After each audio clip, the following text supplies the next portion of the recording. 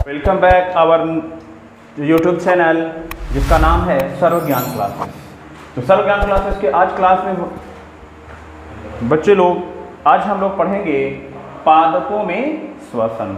एक 10th का छोटा सा टॉपिक है और ये भी और सर जो भी होते हैं मतलब कि ऐसे भी लोग जैसे कभी कभार लोग हम बोलचाल की भाषा में कहते हैं कि एक होता है वो होता है पादप लोग कैसे सांस लेंगे। जैसे हम लोग कहते हैं कि हम लोग नाक से सांस लेते हैं, फिर उसके बाद कहाँ जाता है कहाँ कैसे जाता है कि उसकी बात हम लोग करते हैं। तो आज हम लोग क्या बात करेंगे कि सर पेड़ पौधा लोग कैसे श्वसन करेगा। एक हनी के तो नाक भी नहीं करता है, एक हनी कैसे करेगा, तो इसकी बात करते हैं। सर कब ये क्या करता है, कब क्या कौन से क्या करता है, इसकी बात हम सांस कर करते हैं। सर कैसे इसकी शरीर में सर उस ऑक्सीजन का क्या काम होगा, इसकी बात हम लोग करेंगे।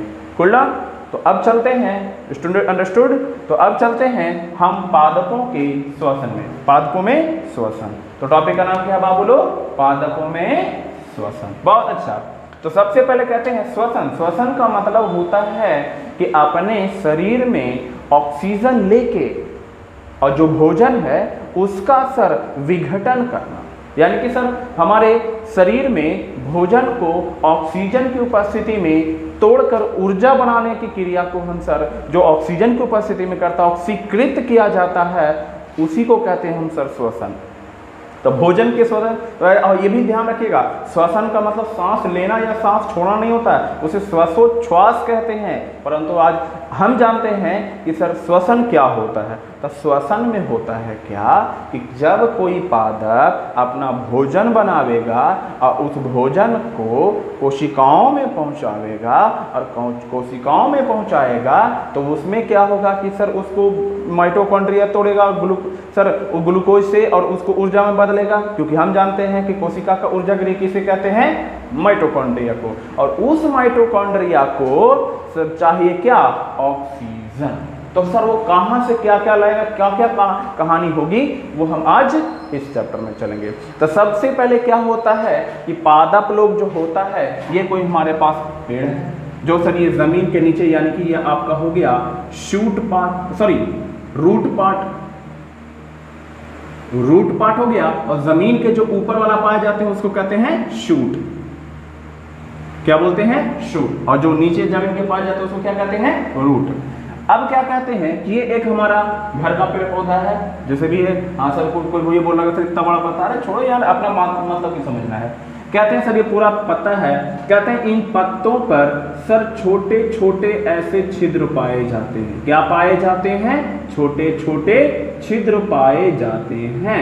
सर इन्हें कहा जाता है अस्टोमाटा या रंध्र। क्या बोला जाता है बाबू, अस्टोमाटा या रंध्र, इसको बोल देते हैं अस्टोमाटा। क्या बाबू, चार वो चांटा, अरे ना यार, अस्टोमाटा कहते हैं, ये अस्टोमाटा कहलाते हैं। पत्तियों के हर या फिर सर हर पौधों में पाए जाने वाले हर पत्तियों के ऊपरी सतह या फिर सर निचली सतह पे पाए जाते हैं, वो डिपेंड करता है कि किस प्रकार के पत्तियां हैं। ठीक है, तो ये रहा छिद्र। इसके अलावा आपके तनावों पर भी सर छोटे छोटे छिद्र पाए जाते हैं। ऐसा नहीं है कि सर नहीं होते, इनके ऊपर भी पाए जाते हैं। इन्हें हम कहते हैं वातरंध्र। क्या बोलते हैं, वातरंध्र। क्या बोलते हैं बाबू लोग, वातरंध्र। इंग्लिश में बोलते हैं लेंटिशल्स। क्या बोलते हैं, लेंटिशल्स। इंग्लिश में लेंटिशल्स, हिंदी में वातरंध्र। यानी कि सर तनाव पर भी छोटे छोटे छिद्र पाए जाते हैं। ऐसा नहीं है केवल पत्तियों पे पाए जाते हैं, पत्तियों वाले अलग होता है, यहाँ पे अलग होता है। अब क्या कहते हैं कि जैसे ही सर इन रंध्रों के द्वारा वायुमंडल से, कौची से बाबू, वायुमंडल से O2 को अपटेक किया। क्या बाबू, O2 को लिया, किसके द्वारा, रंध्रों के द्वारा लिया। कहां पे गया, तब पत्तियों में गया। पत्तियों में गया तब कहां से लिया, तो वही मैं इस चीज को इधर आपको समझाता हूं कि सर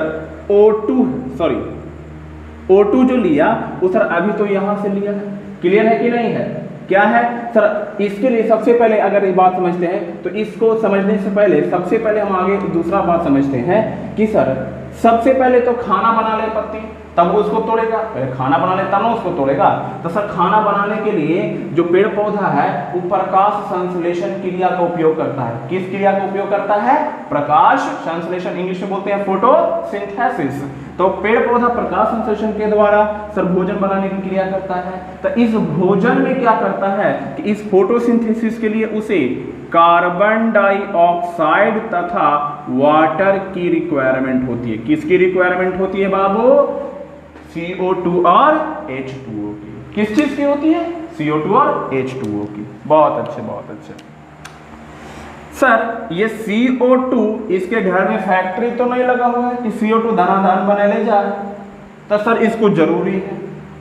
जैसे जिस प्रकार से आपको जीने के लिए खाना, पानी और मोबाइल चाहिए, मोबाइल, हाँ ये भी तो जरूरी है बाबू, क्योंकि मोबाइल जब तक नहीं रहेगा सर तब तक ऐसा लगता है जैसे जिंदगी क्या हो गया है सर, अधूरा अधूरा लग रहा है। तो इसीलिए जैसे इस पेड़ पौधा है ना, तो पेड़ पौधा को कार्बन डाइऑक्साइड चाहिए, कौची के लिए? खाना बनाने के लिए। और क्या चाहिए? जल चाहिए। तो सर ये कार्बन डाइऑक्साइड तो घर में का फैक्ट्री तो है नहीं, तो कहाँ से लेगा? वातावरण से लेगा, वातावरण से लेगा, इन्वायरमेंट से लेगा। क्या ले रहा है बाबू? CO2 ले रहा है। क्लियर?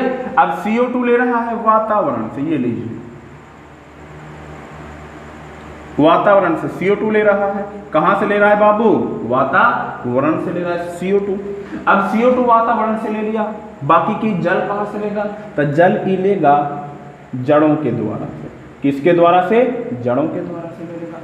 वातावरण से CO2, जड़ से जल, दोनों को लेगा। और दोनों को लेने के पश्चात इधर से देखना, इधर से तो जैसे पेड़ पौधा में अगर दिखाते हैं तो ये जड़ रहा, तो जड़ के द्वारा अवशोषित करता है। इधर से जल H2O, जल अवशोषित कर लिया। इसके बाद ऊपर जाएगा, हर तरफ जाएगा पानी। तो मैंने कहा सर ये देखो सर आ गया है पानी। अब कहते हैं सर पानी को कौन लेके जाता है? तो जड़ के द्वारा एक स्पेशल प्रकार का पानी ले जाने वाला सर संवहन ऊतक होता है। उस ऊतक को बोलते हैं जाइलम। क्या बोलते हैं बाबू? जाइलम। हिंदी में इसे बोलते हैं दारू। क्या बोलते हैं? दारू। वो देखो एक बंदा खुश हो गया, तो दारू का नाम आ गया। जियो जियो, चलिए कोई बात नहीं, दारू इसका नाम है। क्या बात है बाबू? दारू का नाम है। सच दारू नहीं रहे, जाइलम है। कहते हैं इसका नाम जाइलम है। क्या है? जाइलम।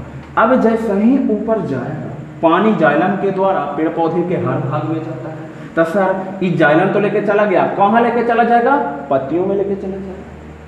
पत्तियों में लेके चला गया है तो जल पहुंच गया कि नहीं? और वातावरण से क्या आ गया है? CO2। तो सर वातावरण से CO2 और सर इधर से जाइलम के द्वारा जल को लेकर ये जो सब कुछ है वो कहाँ चला जाएगा? सर पूरे पेड़ पौधों के पत्तियों में। अब पत्तियों में कहाँ लेके जाएगा? तो सर ये लेके जाएगा क्लोरोप्लास्ट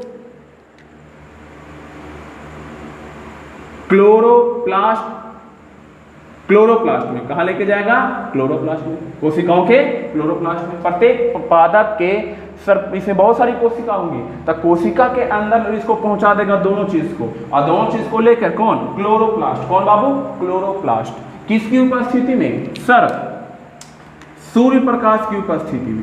सूर्य प्रकाश की उपस्थिति में, सूर्य प्रकाश की उपस्थिति में इस क्लोरोप्लास्ट ये जो है ना, जैसा ही इसके ऊपर सनलाइट गिरेगा, क्या गिरेगा बाबू? सनलाइट।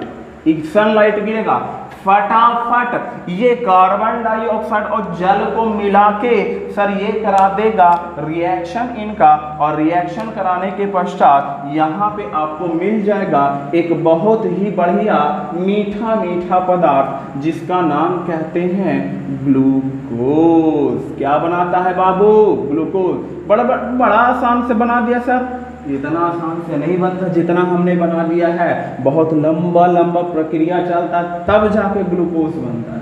तो सिर्फ समझने के लिए मैंने कहा, वो आपको हायर क्लासेस में समझाया जाएगा। यहाँ भी सिर्फ हम समझ रहे हैं कि सर कार्बन डाइऑक्साइड H2O लेकर क्लोरोप्लास्ट सूर्य के प्रकाश की उपस्थिति में इसे किस में बदल दिया? ग्लूकोज में। ग्लूकोज का जरा एक बार फॉर्मूला बताइए तो आप लोग, ग्लूकोज का जल्दी से एक बार और हाँ C6H12O6। बहुत अच्छा।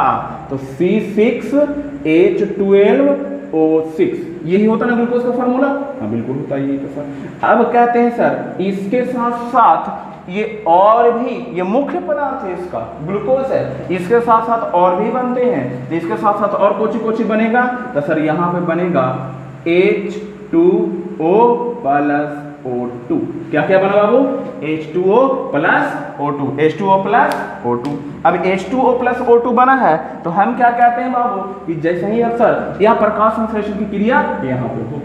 तब प्रकाश संश्लेषण की क्रिया में अगर हम बात करते हैं, कभी कभार 10वां बोर्ड में ये पूछ लेता है कि प्रकाश संश्लेषण का समीकरण पूछ लेता है 2 नंबर में, तो सर यही है प्रकाश संश्लेषण के समीकरण। पर यहाँ पे ये बैलेंस रूप में नहीं है, कौन सी ग्रुप में नहीं है? बैलेंस्ड के रूप में। अगर इसको हम बैलेंस करते हैं तो एक बैलेंस्ड समीकरण के रूप में अगर बात करते हैं तो यहाँ पे आपको 6CO2 की लागत होती है और यहाँ पे आपको 12 मॉलिक्यूल आपको जल लगते हैं, जिसमें 1 मॉलिक्यूल आपका ग्लूकोज बनता है और 6 मॉलिक्यूल आपका वाटर और 6 मॉलिक्यूल आपका ऑक्सीजन का निर्माण होता है, जिसमें आप देखिएगा सभी तरफ बराबर होगी है बाबू। तो यही एक है आपका एक संतुलित प्रकाश रासायनिक समीकरण, यही है बाबू। इसी के द्वारा सर प्रकाश संश्लेषण की क्रिया हो रही है। अब प्रकाश संश्लेषण की क्रिया हो रही है तब कौची बना है बाबू? प्रकाश संश्लेषण के बाद ये सर मुख्य पदार्थ बना है, ये मुख्य पदार्थ है, मुख्य पदार्थ है और ये सह उत्पाद है।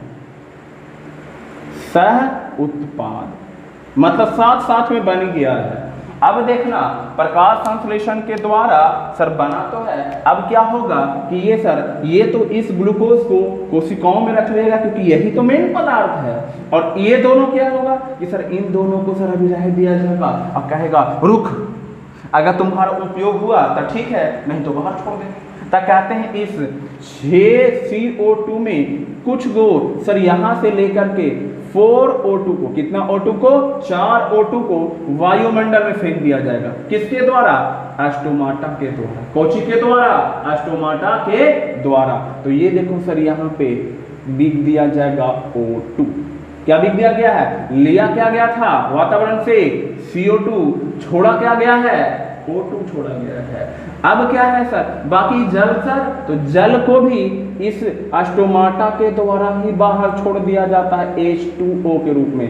परंतु सर हम जानते हैं इतना आसानी से तो नहीं निकलने वाला है, तो इसको क्या कहते हैं? इसको सर अगर लिक्विड अवस्था में रहा तो इसको बाहर निकलना बड़ा मुश्किल हो जाएगा। इसलिए ऑक्सीजन और यहाँ पे जल को वाष्प के रूप में, किसके रूप में? वाष्प के रूप में। अब वाष्प के रूप में सर यहाँ पे जैसा ही तो यहाँ पे बदलेगा बाबू, तो इसी को कहते हैं वाष्प के रूप में। इसका हो रहा है उत्सर्जन, क्योंकि पादपों से निकल रहा है, तो क्या होगा? उत्सर्जन। तो जैसा ही ये निकला तो क्या कहलाया?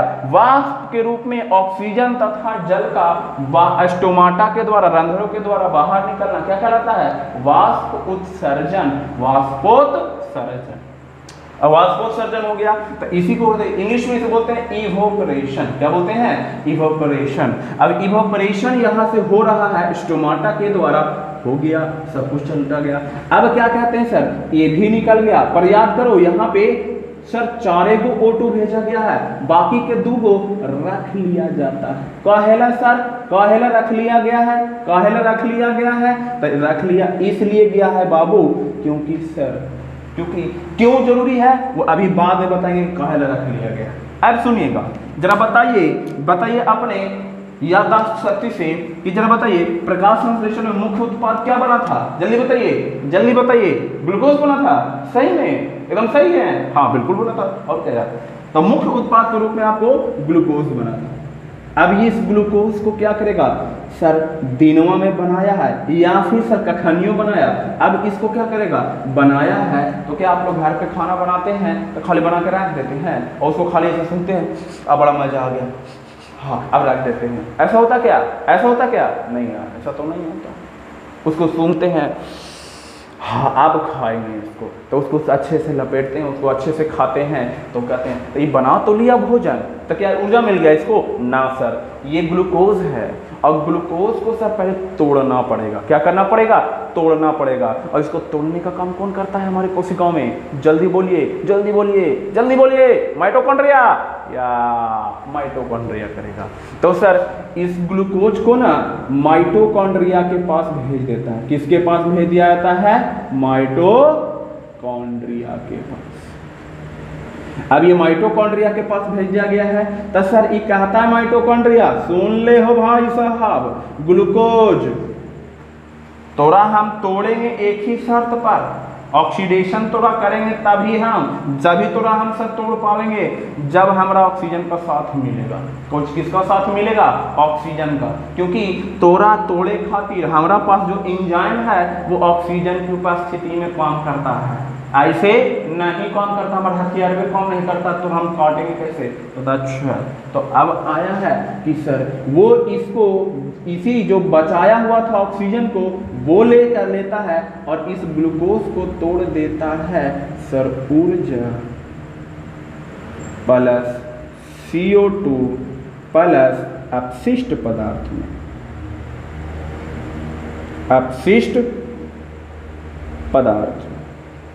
ठीक है, ये ऊर्जा तो आपको बना देता है एटीपी के रूप में। किसके रूप में? एटीपी के रूप में। एटीपी का मतलब एडिनोसिन ट्राइफॉस्फेट। क्या फॉर्मूला इसका फुल फॉर्म है? Adenosine triphosphate.